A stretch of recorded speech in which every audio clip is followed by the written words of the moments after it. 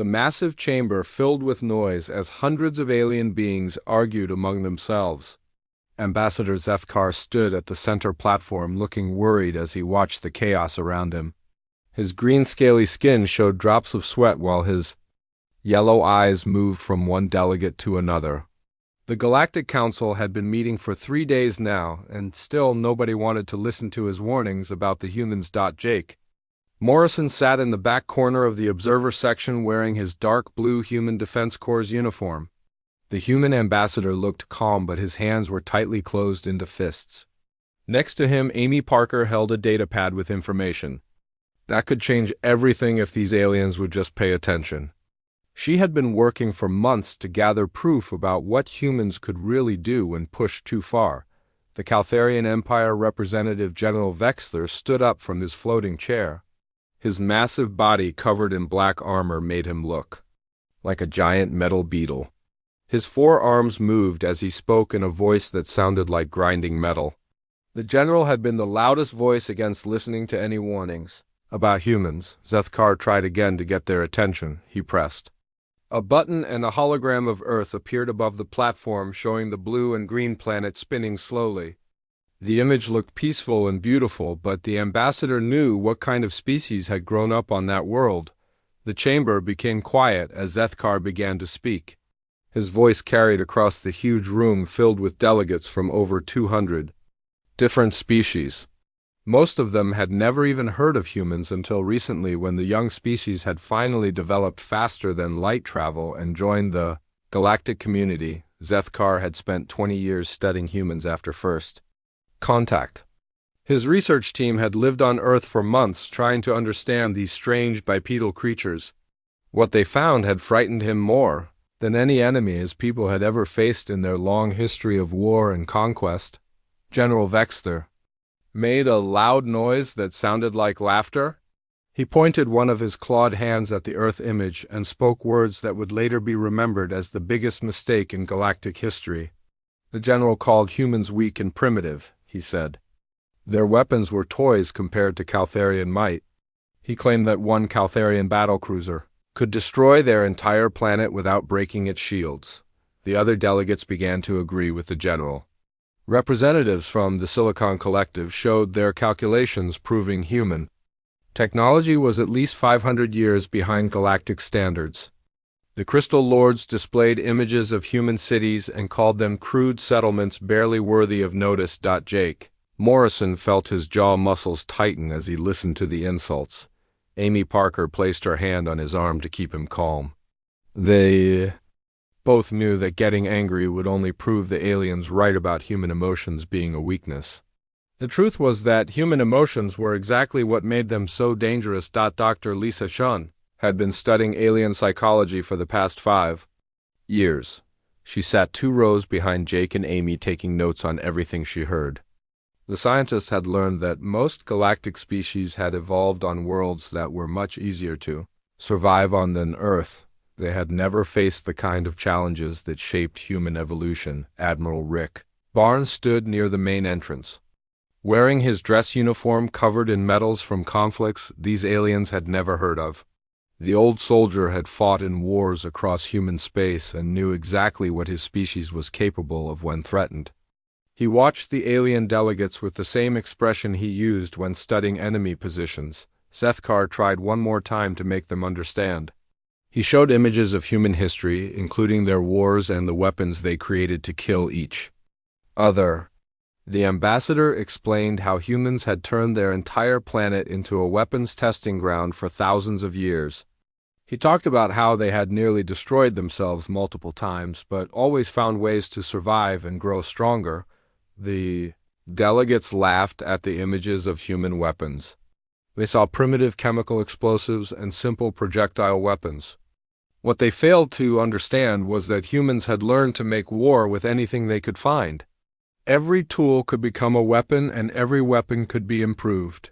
President Helen Davis watched the council meeting through a quantum communication link from her office on Earth. She had hoped that peaceful contact with the galactic community would lead to friendship and trade. Instead, she was watching her species being dismissed as unworthy of respect or even basic caution. General Chris Thompson stood beside the president reviewing intelligence reports about Caltharian military capabilities. The human military had been preparing for this possibility since first contact. They knew that eventually some alien species would see Earth as an easy target for conquest or resources. The council meeting ended with General Vexler making a formal announcement. The Caltharian Empire would be expanding into human space within the next few months. He claimed it was for the protection of trade routes and the security of the galactic community. Everyone in the chamber knew it was really about conquest and the resources that Earth could provide. Zethkar made one final attempt to stop what he knew would be a disaster. He stood up and spoke directly to General Vexler, warning him that attacking humans would be the worst mistake the Empire could make. The ambassador explained that humans were not like other species the Caltharians had conquered. They were survivors who had spent their entire evolutionary history learning how to kill things that were bigger and stronger than they were. The general dismissed the warning with a wave of his armored hand. He said that within 6 months the human homeworld would be under Caltharian control and the primitive species would learn their proper place in the galactic order. Jake Morrison stood up slowly as the council session ended. He looked around at all the alien faces that showed satisfaction or indifference at what they had just heard. None of them understood that they had just signed the death warrant for the most powerful military force in the galaxy. Amy Parker gathered her datapad and followed Jake toward the exit. She had recordings of everything that had been said and proof that humanity had tried to prevent what was coming. When the history books were written, they would show that humans had given the galaxy every chance to avoid the war that was now inevitable. The warning had been given and ignored. Now Earth would have to show the galaxy why that had been a terrible mistake. The space around Pluto suddenly filled with massive ships as the Caltharian invasion fleet dropped out of hyperspace. Fleet Admiral Korthek stood on the bridge of his flagship, watching the sensor displays show over 5,000 vessels under his command. Each ship was larger than anything humans had ever built and carried weapons that could crack planets in half. The admiral looked at the tactical display, showing the Sol system spread out before his fleet. The third planet glowed, blue and green in the distance, looking small and helpless. Intelligence reports said only 300 human ships defended the entire system. Korthek had brought enough firepower to destroy 1,000 worlds. On Earth, President Helen Davis sat in the Emergency Command Center deep beneath the capital city. The room buzzed with activity as military officers coordinated the defense of humanity's homeworld. Giant screens showed the alien fleet moving slowly toward the inner system like a dark cloud of death. General Chris Thompson pointed at the main display where red dots represented enemy ships. The numbers were overwhelming, but his face showed no fear. He had spent years preparing for this moment and knew that sometimes the biggest armies made the easiest targets. The general had studied every battle in human history where smaller forces had defeated larger ones. Admiral Susan Wright stood at another console coordinating the evacuation of the outer colonies. Transport ships were already moving civilians away from Mars and the asteroid mining stations. The plan was to make the aliens think humans were running in panic while actually positioning resources for the real battle. Captain Ben Rodriguez sat in the command chair of the UES, Defiant, leading the first wave of human defenders. His ship was one of only 50 vessels moving out to meet the alien fleet. The crew around him worked with quiet efficiency, knowing they were probably going to die in the next few hours. Maria Santos sat at the tactical station running final checks on their weapon systems. The young officer had trained for years to fight aliens, but seeing 5,000 enemy ships on her screens made her hands shake slightly. She took a deep breath and focused on doing her job the way she had been taught. Kevin Cole worked in the engineering section, making sure their engines could handle the stress of combat. The chief engineer had modified every system on the ship over the past 6 months, following specifications that came from the highest levels of command. He did not know why some of the changes had been made, but trusted that someone smarter than him had good reasons. The first contact between human and Caltharian forces happened near Jupiter's orbit. Captain Rodriguez ordered his small fleet to engage the alien advance scouts while staying in formation. The human ships looked like tiny insects attacking a swarm of giant beetles as laser beams and missile trails filled the space between them. Admiral Korthik watched the battle through his ship's sensors, expecting to see the primitive human vessels destroyed in minutes. Instead, he saw something that surprised him. The human ships were retreating in perfect order while inflicting more damage than should have been possible with their crude weapons. The Caltharian fleet pressed forward as more human ships joined the fighting. Every engagement followed the same pattern, with human forces fighting hard for a few minutes, then falling back toward their homeworld. The aliens interpreted this as proof of human weakness and cowardice. Commander Jake Morrison watched the battle from Luna Station orbiting Earth's moon. The orbital defense platform held the most advanced sensors in human space and gave him a perfect view of everything happening in the outer system.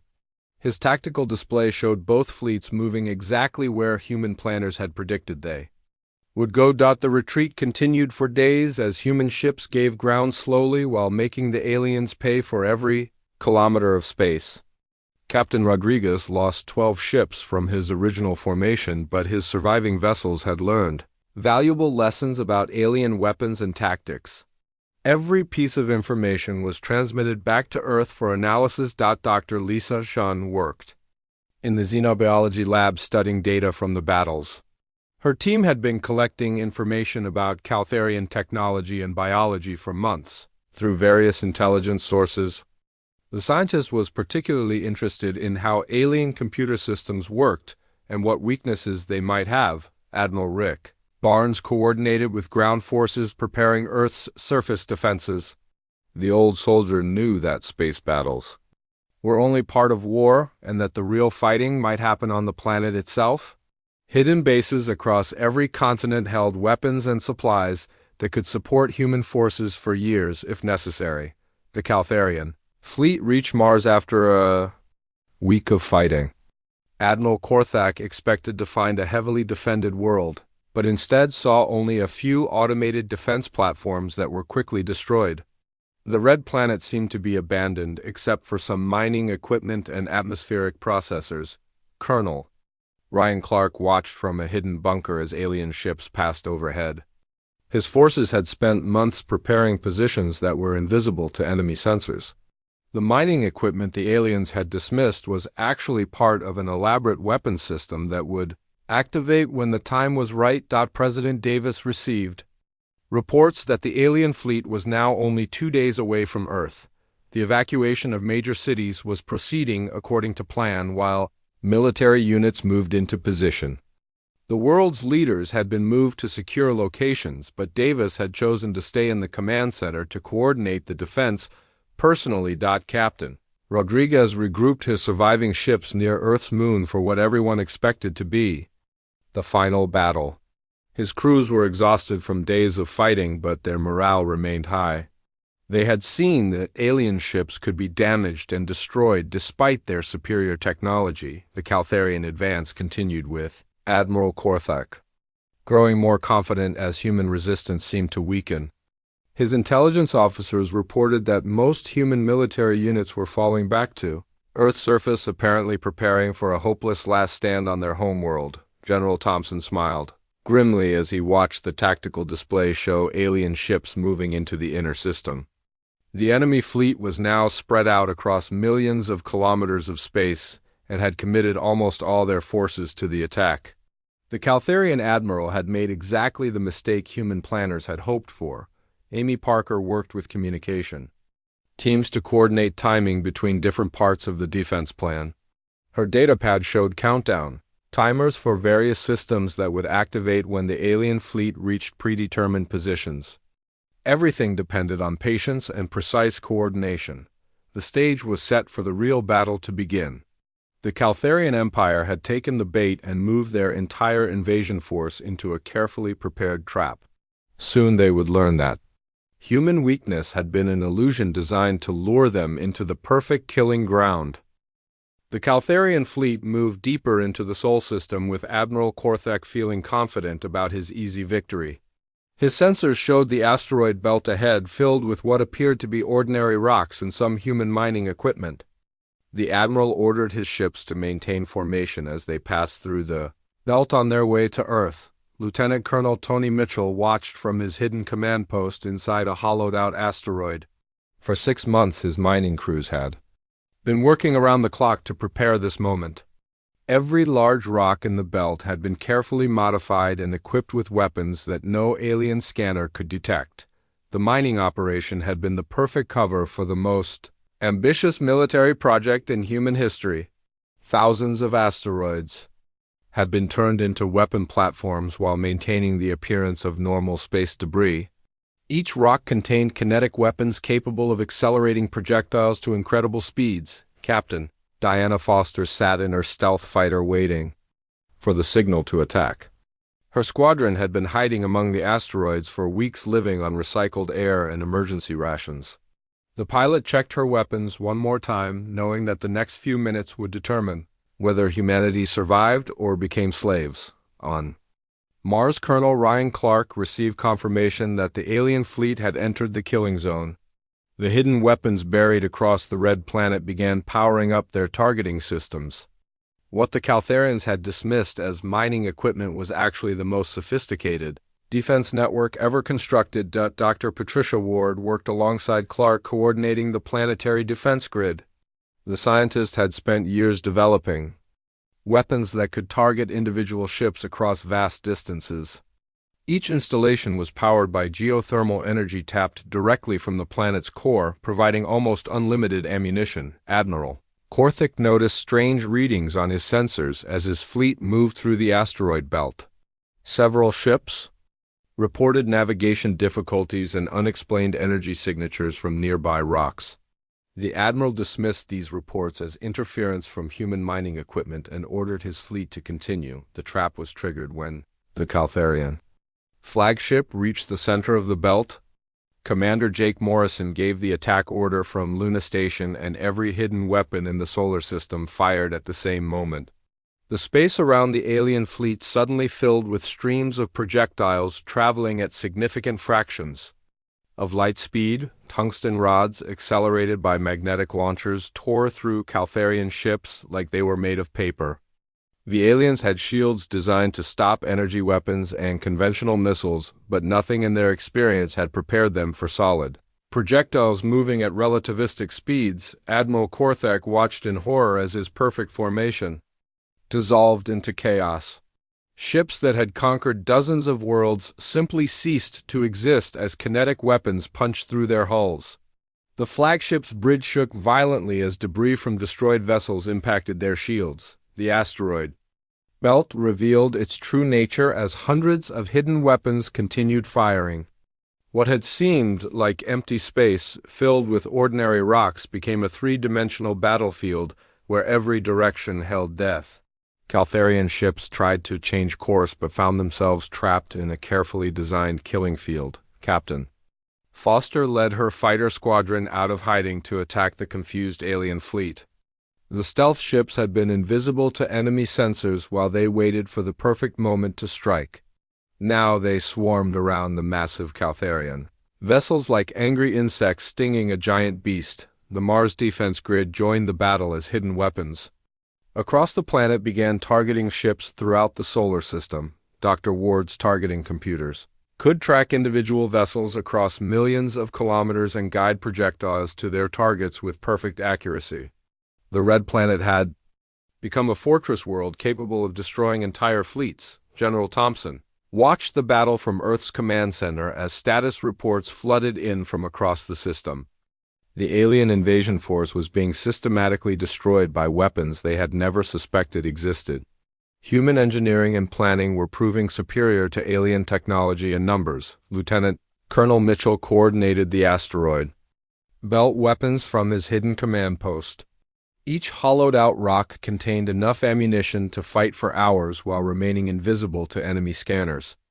The mining operation cover had been so complete that even human civilians had believed it was real. The Caltharian fleet tried to retreat. but found escape routes blocked by more hidden weapons. Admiral Korthek realized too late that his entire invasion force had been lured into a carefully prepared trap. The humans had used their apparent weakness to position the alien fleet exactly where they wanted them. Captain Rodriguez brought his surviving ships back into the fight, attacking the confused alien vessels from behind. The human fleet had learned Caltharian tactics during their fighting retreat, and now used that knowledge to strike at weak points in enemy formations. Every shot was carefully aimed to cause maximum damage. Maria Santos worked her tactical station with deadly efficiency as human weapons found their marks. The young officer had studied alien ship designs during the retreat and knew exactly where to hit each vessel type. Her targeting solutions were being shared with other human ships to multiply their effectiveness. The space battle raged for hours as hidden human weapons continued to reveal themselves. Weapon platforms disguised as communication. Satellites began firing from unexpected angles. Cargo ships dropped their false hulls to reveal military-grade weapon systems. Even civilian transports turned out to be disguised warships. Admiral Korthek tried to rally his remaining ships for a final assault on Earth, but found his fleet reduced to less than half its original strength. The survivors were scattered across the system, and many vessels had suffered severe damage. The invasion that was supposed to be easy had become a nightmare. Amy Parker coordinated communications between different parts of the human defense network from her position on Luna Station. Her data systems showed the real-time status of every weapon and ship in the solar system. The careful planning of years was finally paying off as human forces worked together with perfect coordination. Dr. Lisa Chun analyzed data from the battle to identify weaknesses in alien technology. Her xenobiology team had discovered that Caltharian computer systems were vulnerable to certain types of electronic warfare. This information was being used to develop new attacks that would cripple the remaining alien ships. The asteroid belt had become a graveyard of alien vessels. As the hidden weapons continued their deadly work, ships that had seemed invincible were reduced to floating debris by human ingenuity and determination. The galaxy's most powerful military force was learning that technology meant nothing without the will to use it properly. Colonel Clark smiled grimly as his Mars defense grid picked off fleeing alien ships. The Red Planet's weapons had unlimited ammunition and perfect targeting, making escape impossible for the surviving Caltharians. Every vessel that tried to run was tracked and destroyed before it could reach the edge of the system. The trap had worked perfectly, and the alien invasion was collapsing into complete disaster. Soon the galaxy would learn that attacking humanity had been the worst mistake in Caltharian history. The Caltharian fleet's confidence crumbled as their ships began turning against each other without warning. Commander Lavra Jackson watched from her electronic warfare station as the computer viruses her team had spent months creating spread through alien networks. The enemy vessels found their own weapon systems targeting friendly ships, while navigation computers sent them crashing into asteroids. Lavra had been working on alien computer infiltration since first contact with the galactic community. Her team of hackers and programmers had studied every piece of Caltharian technology they could find through trade deals and diplomatic exchanges. The aliens had never suspected that their gifts to humanity were being reverse-engineered and turned into weapons. Major Scott Phillips received the activation signal from his hiding place aboard a Caltharian battlecruiser. For 3 months he and his special operations team had been living in the ship's maintenance sections, completely invisible to the alien crew. Now they moved through the vessel like ghosts, disabling critical systems and eliminating key personnel. The Major's team included Sergeant Emma Taylor, who specialized in alien technology, and Corporal Jason Burke, who was an expert in close combat. They had been inserted onto dozens of enemy ships during diplomatic visits and had been waiting patiently for the invasion to begin. The aliens had invited their own destruction aboard their most powerful vessels. Dr. Nathan Porter sat in his laboratory on Earth watching biological monitors show the effects of his latest creation. The atmospheric processors that humanity had given to various alien species as gifts were actually delivery systems for engineered biological agents. These microscopic weapons were designed to target specific alien nervous systems without harming humans. The scientists had spent years studying alien physiology through medical exchanges and research programs. Every species in the galactic community had different biological weaknesses that could be exploited. The Caltharians were particularly vulnerable to a nerve agent that caused paralysis and confusion. Admiral Susan Wright coordinated the counterattack from her command ship as human forces revealed their true capabilities. Stealth vessels emerged from planetary rings where they had been hiding for months. Weapon platforms that had been disguised as space debris came online. Even civilian ships dropped their false identities to become deadly warships. The Admiral had been planning this deception since humanity first joined the galactic community. Every trade mission and diplomatic contact had been used to position human assets throughout known space. The galaxy had welcomed humanity as peaceful newcomers while actually inviting a military force unlike anything they had ever faced. Captain Ben Rodriguez led his retrofitted ship against the Caltharian command vessel using captured alien technology to even the odds. His crew had been secretly modifying their weapons and shields with equipment stolen during the fighting retreat. Now the Defiant was more powerful than ships twice its size. Kevin Cole worked in engineering to keep the stolen alien systems running smoothly. The chief engineer had learned to repair and improve Caltharian technology by studying wreckage from earlier battles. Human mechanics were proving better at maintaining alien equipment than the species that had originally built it.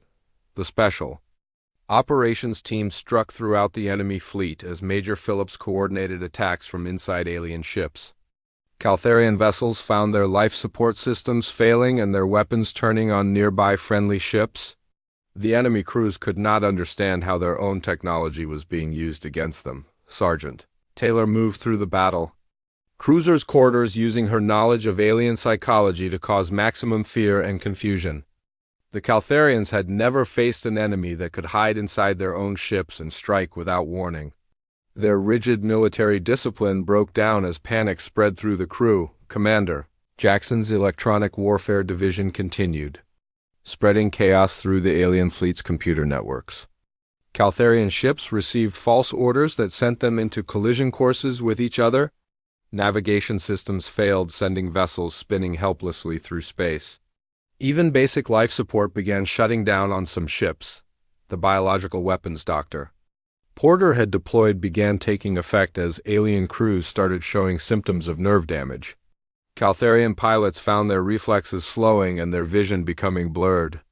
The atmospheric processors that had seemed like generous gifts were actually weapons that had been waiting years to activate. Admiral Wright watched the tactical display as human forces pressed their advantage against the confused and weakening alien fleet. Ships that had retreated in apparent defeat now returned with upgraded weapons and improved armor. The careful withdrawal had been used to study enemy tactics and develop countermeasures. Captain Rodriguez brought his ship alongside the Caltharian flagship, preparing for the final assault.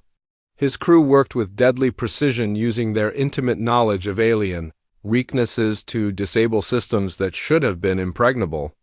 The enemy's own technology was being used to destroy them. Maria Santos targeted the flagship's shield generators with weapons that had been specifically designed to counter Caltharian defenses.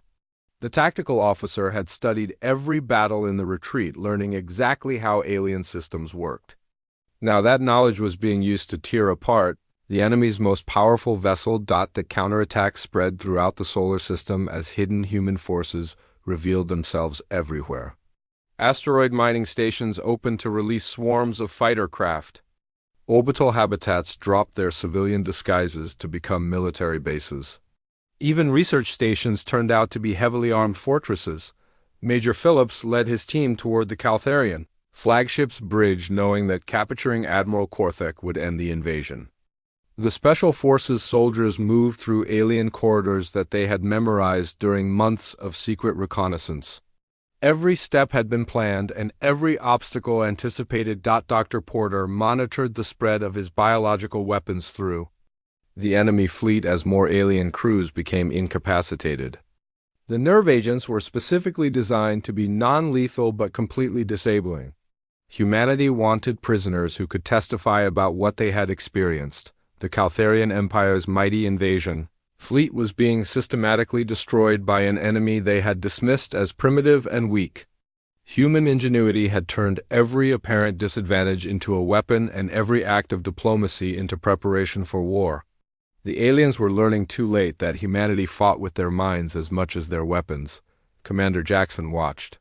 Her computer viruses spread to the last functional alien ships as their crews struggled with systems that no longer obeyed commands.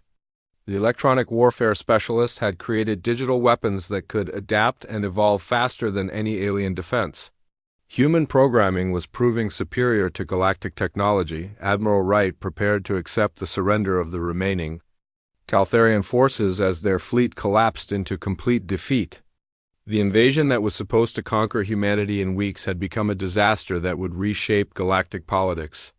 The galaxy would never again underestimate the species from the small blue world. The news of the Caltharian Empire's complete defeat spread across the galaxy like wildfire. Ambassador Zethkar stood before the emergency session of the Galactic Council with holographic displays showing the wreckage that had once been the most powerful military force in known space. The chamber was silent as delegates tried to understand how 5,000 alien warships had been destroyed by a species they considered primitive. The surviving Caltharian vessels limped back to their home territories carrying stories that no one wanted to believe. Admiral Korthik sat in a human prison cell on Luna Station writing reports about weapons that turned asteroids into fortresses, and enemies who could hide inside your own ships for months without being detected. President Helen Davis addressed the galaxy through quantum communication networks from her office on Earth. The woman who had once hoped for peaceful coexistence now spoke with the authority of someone whose species had just reshaped galactic politics with a single battle. Her words carried the weight of absolute military superiority. Standing beside Davis were Admiral Rick Barnes and General Chris Thompson, representing the military might that had achieved the impossible victory. The two officers wore dress uniforms decorated with medals from conflicts the galaxy had never heard of but would soon learn to fear. Their presence reminded everyone that Earth's victory had not been accidental. The intelligence reports compiled by Dr. Lisa Chun painted a terrifying picture for alien military planners across the galaxy. Humans had demonstrated the ability to plan battles decades in advance and execute strategies that involved entire solar systems. They showed a disturbing willingness to sacrifice anything to protect their own people. Commander Jake Morrison accepted his promotion to admiral in a ceremony broadcast throughout human space. The officer who had watched the Galactic Council ignore humanity's warnings now commanded a fleet that could challenge any power in the galaxy. His first order was to establish protocols that would prevent future attacks on human worlds. The aftermath of the Sol System battle revealed the true scope of human preparation. Alien investigators found evidence that humanity had been planning for galactic war since their first contact with other species. Every diplomatic mission had been a reconnaissance operation and every trade deal had positioned military assets. Amy Parker compiled the final intelligence reports showing how completely humanity had infiltrated galactic society. Human agents had been placed in governments and military organizations throughout known space. The species that appeared to be newcomers had actually been preparing for conflict while their enemies relaxed in false security. Captain Ben Rodriguez was awarded command of a new class of warship built using captured alien technology. The vessel combined human ingenuity with the best equipment from a dozen different species. It represented a new generation of human weapons that would patrol the borders of Earth's expanding territory. Dr. Nathan Porter's biological weapons research became the foundation for a new branch of human military science. The ability to create species-specific agents meant that humanity could wage war at the microscopic level while leaving their own people completely unharmed. This capability terrified alien governments more than any conventional weapon. Major Scott Phillips established a new Special Operations Command dedicated to infiltrating alien military forces. His success in hiding aboard enemy ships for months had proven that humans could operate in any environment. The galaxy now had to assume that human agents were already in position throughout their territories. The Caltharian Empire collapsed within months as news of their defeat spread to conquered worlds. Species that had been enslaved for generations rose up against their weakened oppressors. The galaxy's political balance shifted as old alliances crumbled and new powers emerged. From the chaos, Admiral Susan Wright negotiated humanity's new position in galactic affairs from a position of absolute strength. The treaty established human territory that no alien force would be allowed to enter without permission. More importantly, it recognized Earth's right to use any means necessary to defend human interests. The economic effects of the battle rippled through galactic markets as trade routes were disrupted and military budgets were revised. Every species now had to consider the cost of maintaining defenses against an enemy that could turn entire solar systems into weapons. The price of challenging humanity had become too high for any government to pay. Dr. Patricia Ward's planetary defense research became the template for protecting human colonies throughout the galaxy. Every world settled by humans would become a fortress capable of destroying invasion fleets. The species that had once seemed vulnerable now promised to make every attack impossibly expensive. Commander Laura Jackson's electronic warfare techniques were studied by alien intelligence agencies trying to understand how their most secure computer systems had been compromised. The discovery that humans could infiltrate and control alien technology at will forced a complete revision of galactic cyber security protocols. The psychological impact of humanity's victory was even greater than the military consequences. Alien species that had dominated the galaxy for millennia now looked at their human neighbors with fear and respect. The quiet bipeds from the blue world had proven that they could destroy anyone who threatened them. Captain Diana Foster led patrol missions throughout human space in ships that no longer needed to hide their true capabilities. The stealth fighters that had once concealed themselves among asteroids now flew openly as symbols of human power. Their presence reminded everyone that Earth's defenders were always watching. President Davis announced the establishment of the Human Defense Initiative, designed to protect not just Earth but all human interests throughout the galaxy. The organization would coordinate military forces across dozens of worlds and ensure that no enemy could ever again threaten humanity's survival. The Galactic Council reconvened in emergency session to address the new reality of human power. Ambassador Zefkar's warnings were finally being taken seriously, but it was too late to prevent the shift in galactic politics. Humanity had earned its place at the top of the food chain through superior planning and ruthless execution. General Thompson established new training programs to prepare for future conflicts with alien powers. The victory over the Caltharians had provided valuable experience in fighting technologically advanced enemies. Human military doctrine was updated to reflect lessons learned about galactic warfare. The message was clear throughout known space. Humanity had arrived as a major power, and they were here to stay. The Empire had ignored warnings about Earth and learned too late why no one dares attack the species that turned an entire solar system into a weapon. The galaxy would never again underestimate the quiet hunters from the small blue world who had evolved to survive on a planet that tried to kill them every day. Admiral Morrison looked out at the stars from his command ship, knowing that somewhere in the darkness other enemies might be planning to test human resolve. They would learn the same lesson as the Caltharians. Attacking humanity was the last mistake any species would ever make.